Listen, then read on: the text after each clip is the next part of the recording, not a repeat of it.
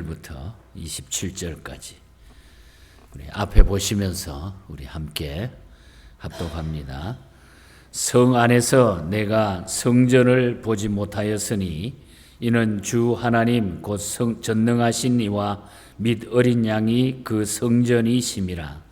그 성은 해나 달의 비침이 쓸데없으니 이는 하나님의 영광이 비치고 어린 양이 그 등불이 되심이라.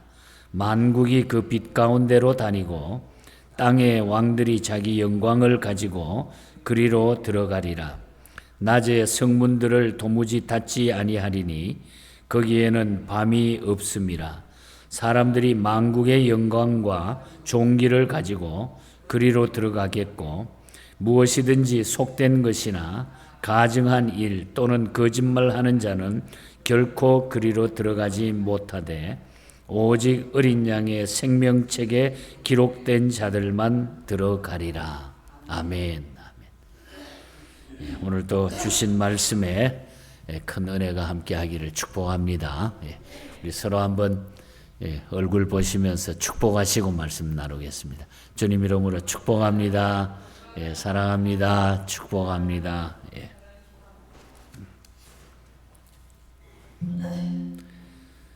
요한계시록 이제 21장과 22장 두 곳을 남기고 대단원의 신구약 성경을 거의 한번 이렇게 창세기부터 돌아오면 한 3년 정도 이렇게 이상 걸리는 것 같습니다. 새벽 기도에.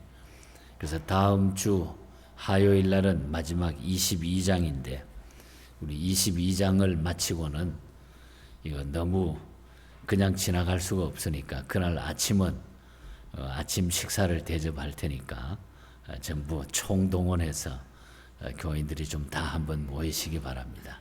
그리고 수요일부터는 창세기로 다시 새롭게 또 출발하도록 그렇게 하겠습니다. 오늘 이 21장의 말씀은 요한계시록의 본서의 절정에 해당되는 그런 부분입니다. 그래서 21장과 22장은 아주 중요한 그런 절정에 이르는 메시지를 주시는데 그것은 지금까지는 모든 재앙과 그 전쟁들에 대한 이런 이야기들이 꽉 차 있었고 계속 거기에 대해서 말씀을 했는데 이제 모든 재앙과 전쟁들이 종료되고 하나님의 새로운 나라가 성취되는 모습을 21장과 22장에는 담고 있습니다. 오늘 본장에 1절에서 8절까지는 새 하늘과 새 땅, 새 하늘과 새 땅. 그러니까 영광스러운 그 모습을 기록해 주고 있고 또 이제 9절부터 마지막 27절까지는 새 예루살렘의 환상에 대해서 쭉 기록을 하고 있습니다. 우리가 새 하늘과 새 땅에 대한 이야기는 이미 이사야서에서 보면은 그런 말씀을 기록해 주셨죠. 참고가 될 겁니다. 이사야서 65장 17절에 보면은 보라 내가 새 하늘과 새 땅을 창조하나니 이전 것은 기억되나 마음에 생각나지 아니할 것이라 그런 말씀이 나와요. 그리고 이사야서 66장 22절에 보면은 내가 지을 새 하늘과 새 땅이 내 앞에 항상 있는 것 같이 너희 자손과 너희 이름이 항상 있으리라 여호와의 말이니라.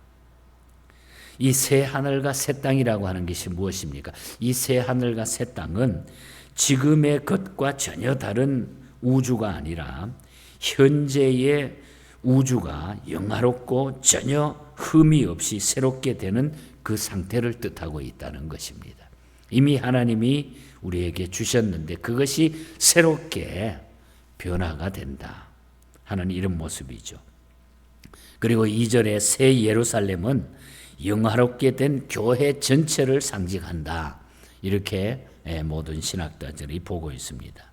그래서 21장 9절부터 22장 5절까지 보면 새 예루살렘 성에 대한 묘사로 많은 이런 이야기들을 들려주는데 참고로 말씀을 드리면 21장 10절과 16절에 보면 새 예루살렘은 하나님과 성도들이 완전한 교제를 갖춘 거룩한 완전한 교회를 의미한다고 하는 것. 또 21장 9절에 보면 어린 양의 신부, 어린 양의 신부.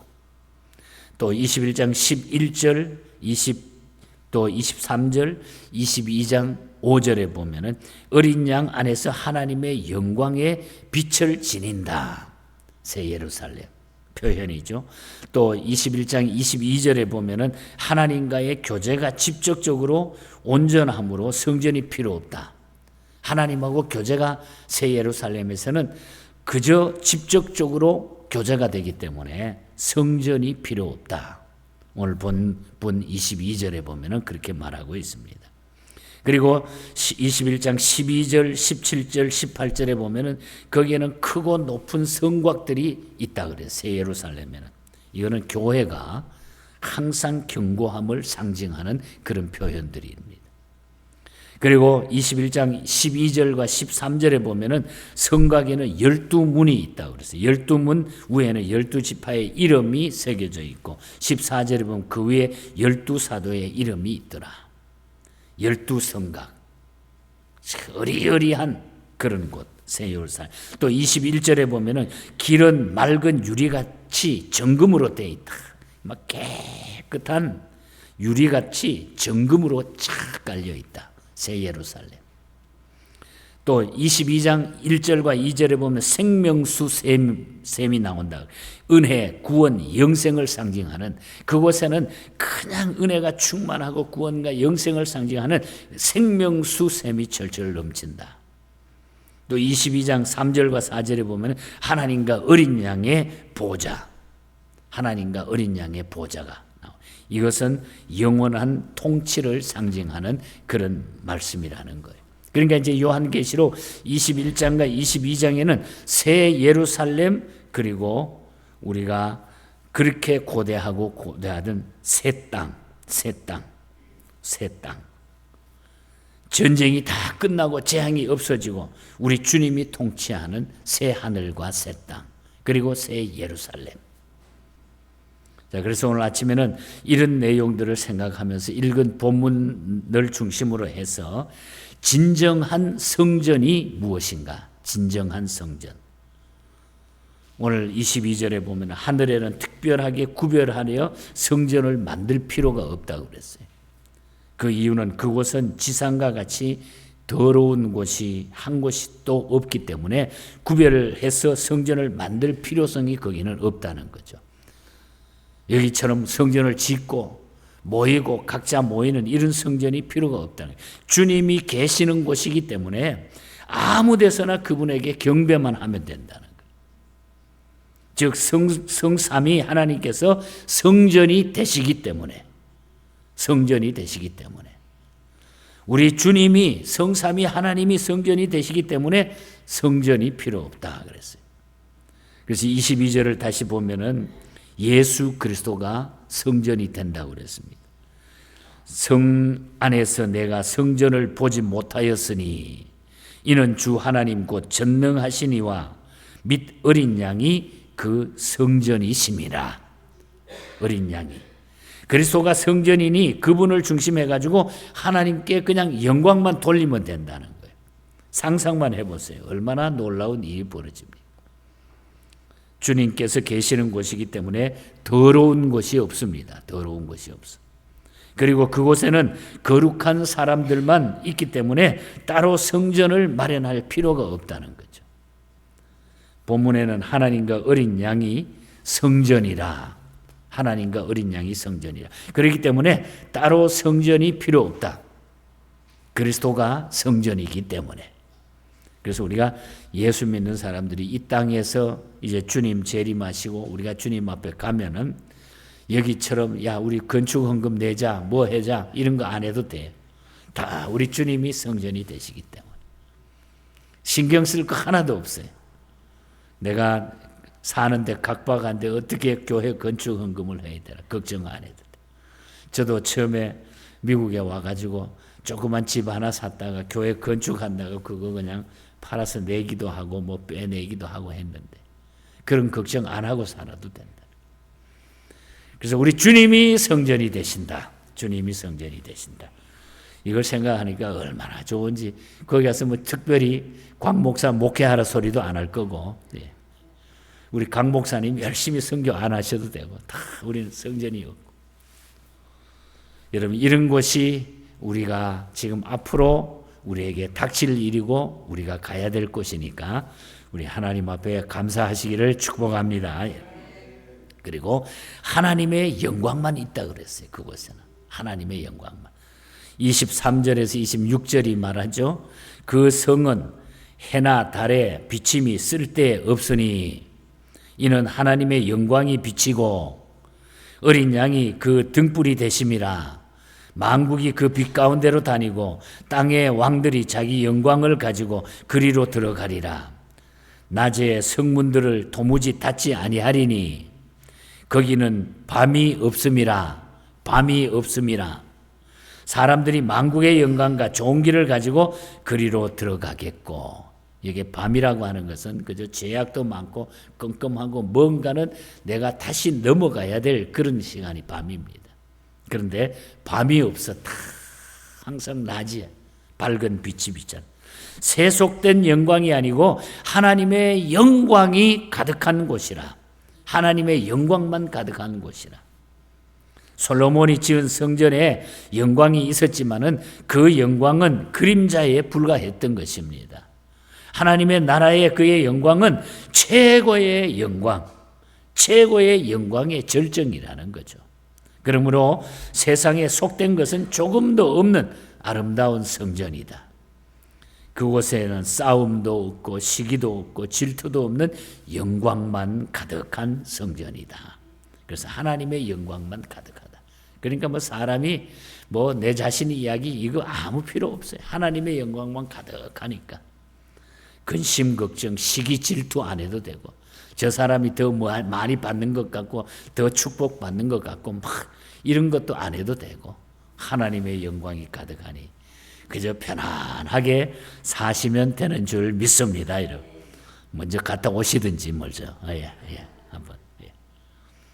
참 인생을 살다가 보니까 세월이 가면서 우리가 여러 가지 일들을 경험하게 되는 것 같아요. 지난 주간에도 참 과거에 좋은 교제를 나누었던 금년 봄에 또 어떤 그분이 부탁해서 장례식을 하나 이렇게 또 집례하고 같이 식사하면서 참 건강하고 오래오래 살 것 같았던 장로님 네 분이고 그 부인은 전도사님이에요.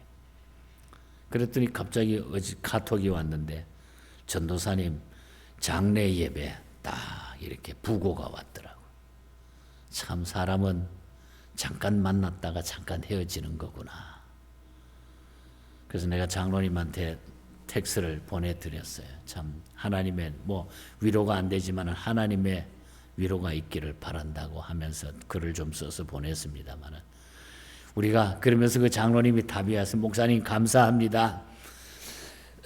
인간적으로 제가 호래비가 됐는데 쓸쓸하지만은 나도 언젠가는 따라가야 되니까 그저 하나님 앞에 감사하고 그저 남은 생에 잘 살도록 하겠습니다. 이렇게 답이 왔더라고요. 우리는 이 세상은 이제 다 가야 돼.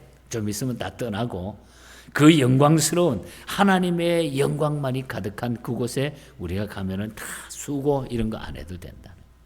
그래서 여러분 예수 잘 믿으시기 바랍니다. 고난과 역경 어려운 이 시대에 우리가 철저하게, 여러분 믿음은 우리가 철저하게 지키지 않으면 안 돼요. 적당히 가서는 될 일이 하나도 없어요. 그래서 믿음을 굳게 붙들고 정말 나가야 된다. 하나 더 말씀을 드리면 구속받은 자들만 그곳에는 있다는 거예요. 27절입니다. 무엇이든지 속된 것이나 가증한 일 또는 거짓말하는 자는 결코 들어가지 못하되 오직 어린 양의 생명책에 기록된 자들만 들어가리라. 주님이 중심된 성전에는 거짓말하는 자들이나 가증한 일을 하는 자들은 들어오지 못하고 그곳에 있을 수도 없다 하는 그런 말씀입니다. 오직 예수 그리스도의 보혈의 피로 구속을 받아서 하늘의 생명책에 기록된 사람들만 그곳에 있게 된다. 중요한 얘기예요, 여러분. 지상에 있는 인간들이 지은 예배당에는 모두 구원 얻은 사람들만 모인다고 볼 수가 없고, 알곡도 가라지도 공존할 수 있기 때문에 조용하지를 못하고 언제나 시끄러운 일들이 많이 생깁니다. 그러나 하나님의 나라는 그렇지 않다고 하는 것. 그것은 구속받은 진정한 하나님의 백성들만이 조용하고 평화롭게 살아가는 것. 생명책에 기록이 되어야 된다. 지상의 교회는 완전할 수가 없어요. 그런데 이제 그곳에는 새 하늘과 새 땅, 새 성전에는 새 예루살렘에는 구속받은 자들만 그곳에 있다. 주님이 계시는 곳이 진정한 성전이고, 그 성전은 하나님의 영광의 빛이 있는 곳이고 주의 백성들만 모이는 곳이라는 거죠. 이와 같은 성전은 지상에서는 찾아볼 수가 없다는 겁니다. 오직 천국에서만 볼 수 있고 살 수 있다고 하는 것. 그곳을 바라보면서 지상에서도 진정 성전을 만들어 보려고 하는 이 노력이 오늘 우리들에게 필요한 것이고, 우리가 그래서 더 잘 믿기 위해서 우리가 하나님 앞에 늘 겸손하게 엎드려야 된다는 거예요. 저는 27절을 읽을 때마다 가슴이 참 다시 한번 긴장이 돼요. 무엇이든지 속된 것이나 가증한 일 또는 거짓말하는 자는 결코 그리로 들어오지 못하되 오직 어린 양의 생명책에 기록된 자들만 들어오리라. 생명책에 기록된 자들. 여러분, 교회를 열심히 다니고 봉사하고 헌금도 하고 남이 하면은 이렇게 따라서 하고 열심히 하는 척 했는데 생명책에 내 이름이 기록이 되지 않았다고 하면은 얼마나 그 심각한 문제가 될까. 그래서 그냥 더 기도하게 됐어요. 더 기도하게 되고, 우리 예언교회 모든 성도들이 다 생명책에 기록된 사람들로 하나님, 주님 잘 섬기는 사람들 되게 해달라고 기도하게 됩니다. 여러분, 우리의 이름이 이미 생명책에 기록되었다고 저와 여러분들, 이 자리에 계시는 분들은 다 믿는 줄 믿습니다. 그래서 우리는 열심히 남은 생애 동안 발에 걸리는 것도 많고 앞길 막는 것도 많고 막 인상도 써야 되고, 교회 안에 와서 예배 드릴 때는 막 그냥 푸근하고 다 해결된 것 같은데 문만 나가면은 막 그냥 또 부딪혀야 되고, 그게 이 세상이.